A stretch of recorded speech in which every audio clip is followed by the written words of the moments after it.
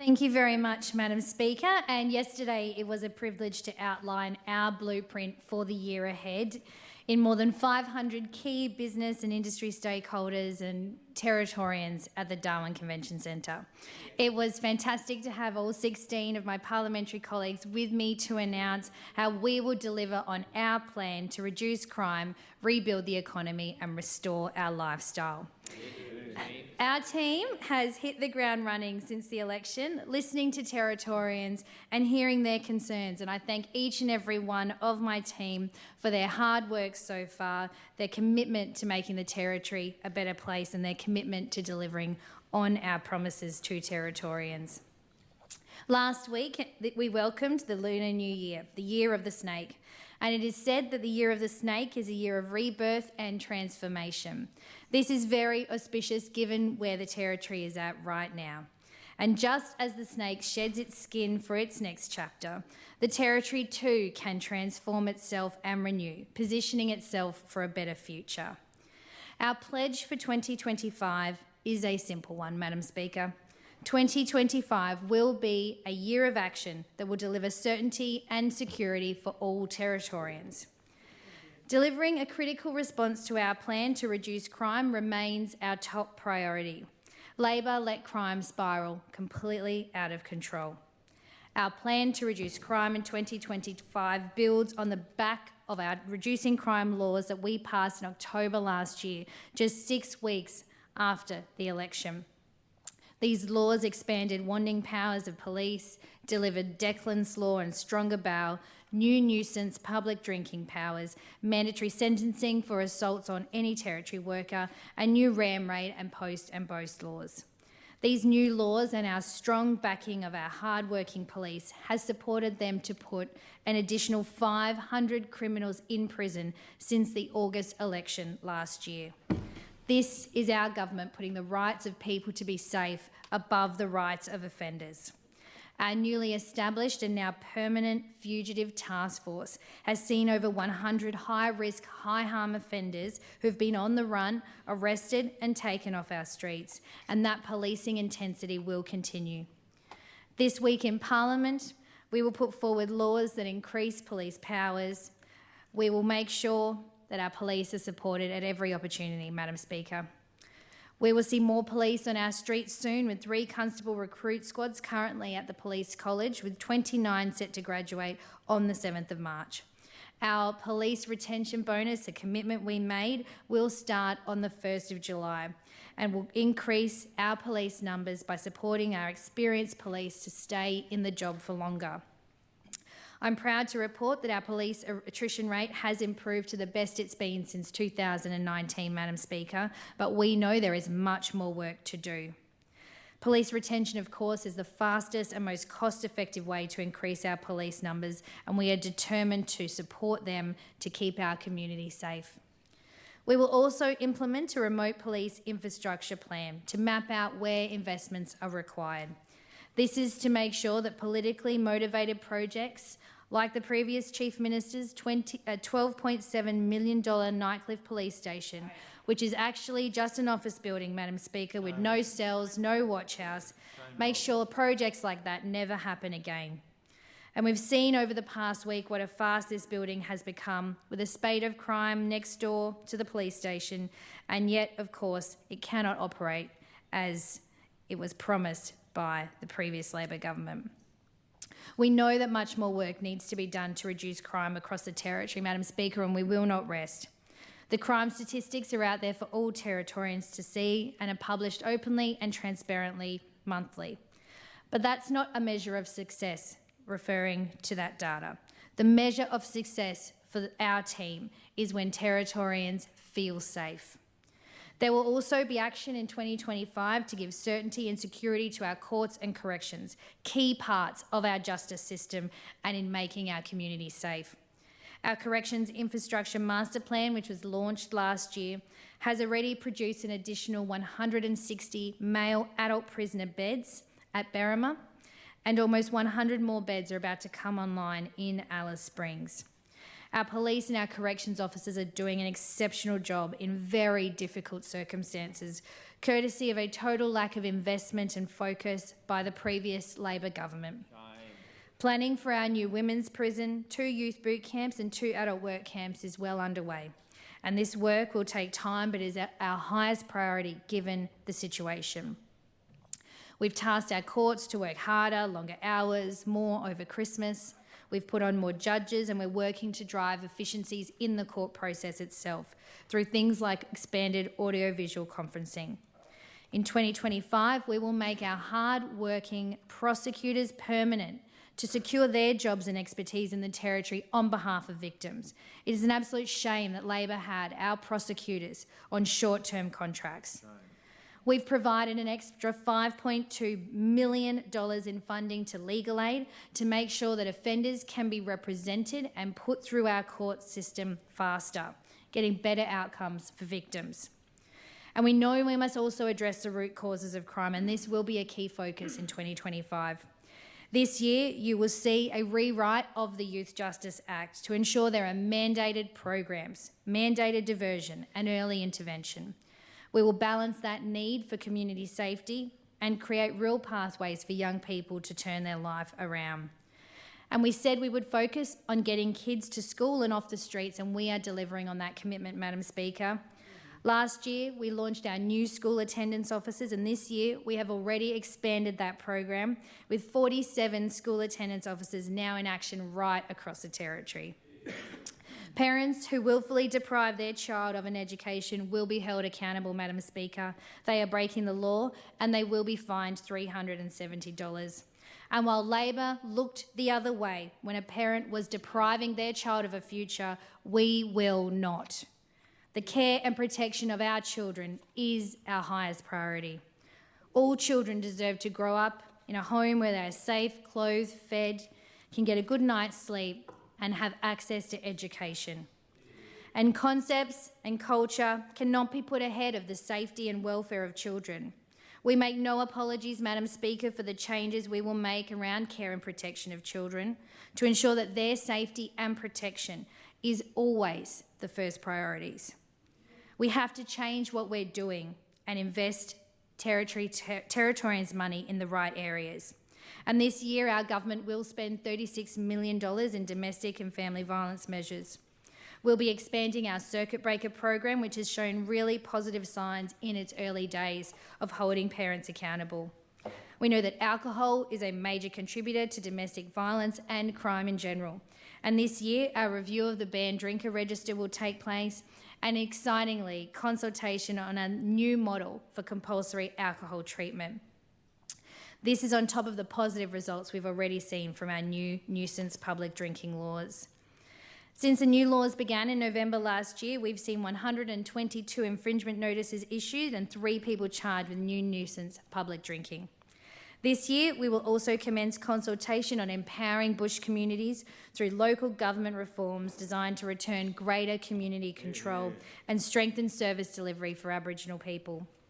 We know there is still much work to do to reduce crime across the Territory, but we have shown, Madam Speaker, we have shown Territorians through our actions that we are willing to do what's necessary. We will remain laser focused on reducing crime and underpin it with major economic reform. The need for economic growth over the next 12 months cannot be understated. The financial position of the Territory is much worse than we expected on coming to government and much worse than Labor had Territorians believe. We absolutely must take immediate action to fix it. Last week, we heard the Treasurer and the Under-Treasurer set out a very clear picture of the Territory's debt position, $11.6 billion at the end of the financial year, and projected to hit $15 billion by 28-29.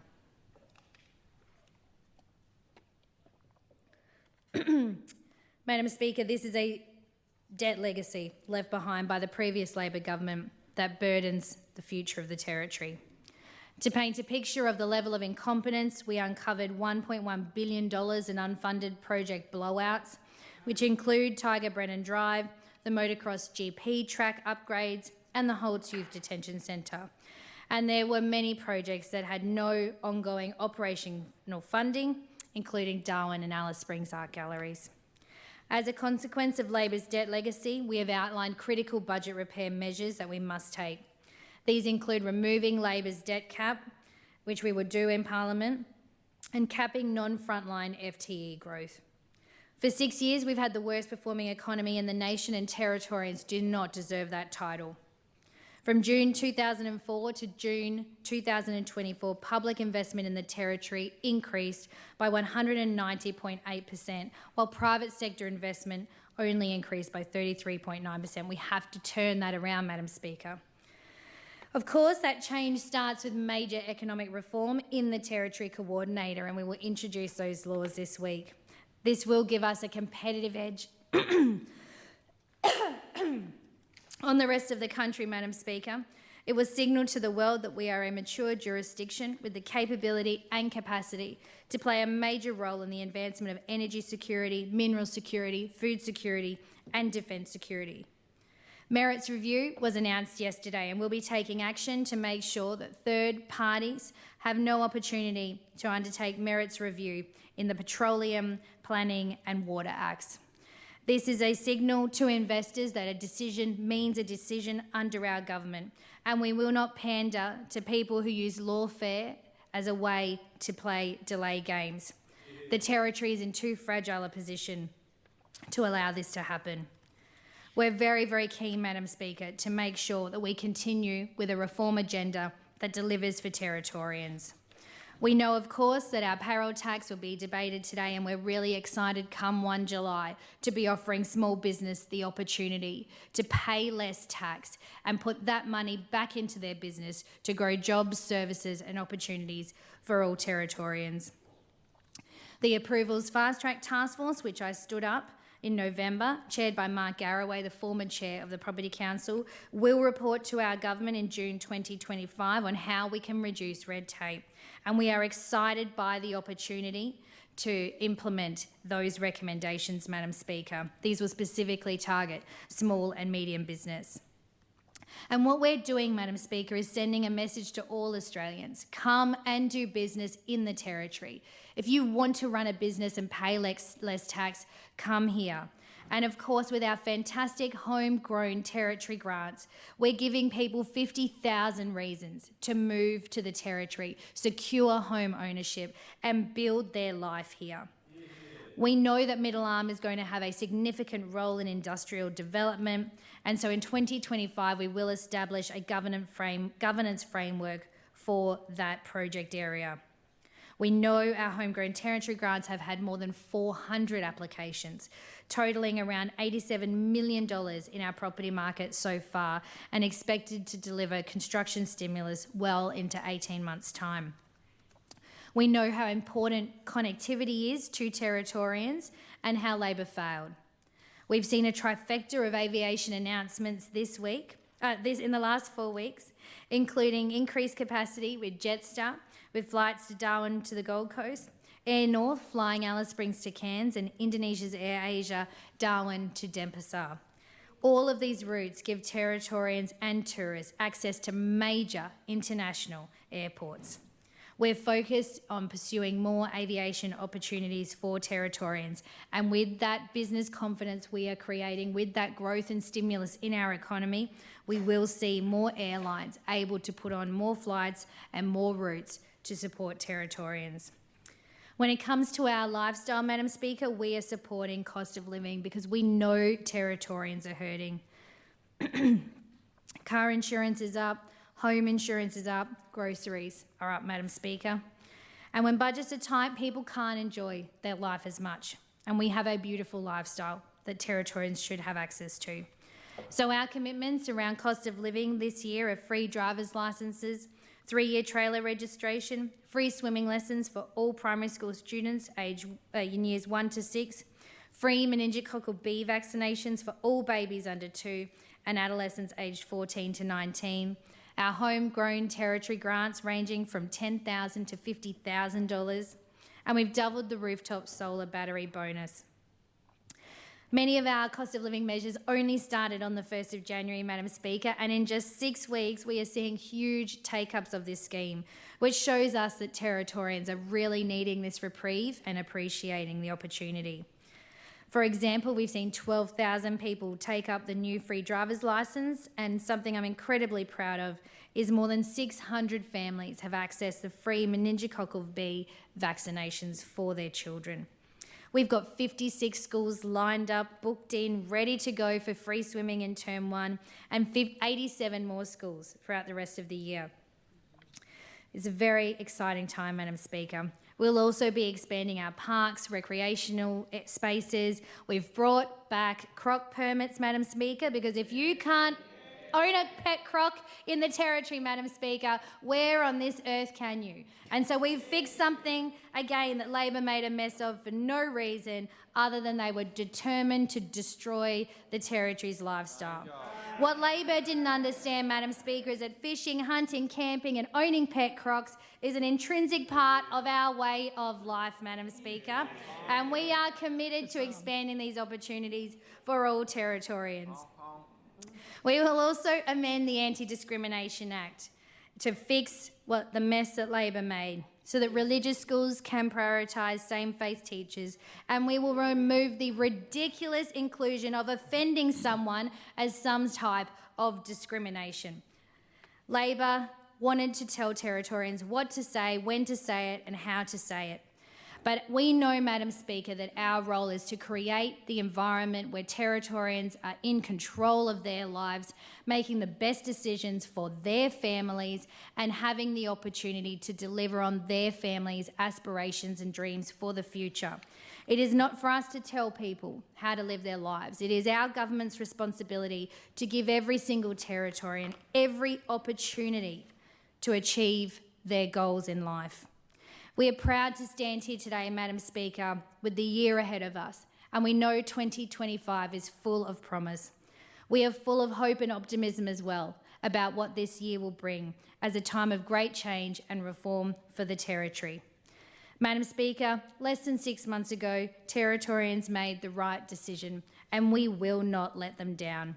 We look forward to presenting our plan and implementing our commitments to Territorians as we promised to make the Territory a better place for everyone. Thank you, Madam Speaker.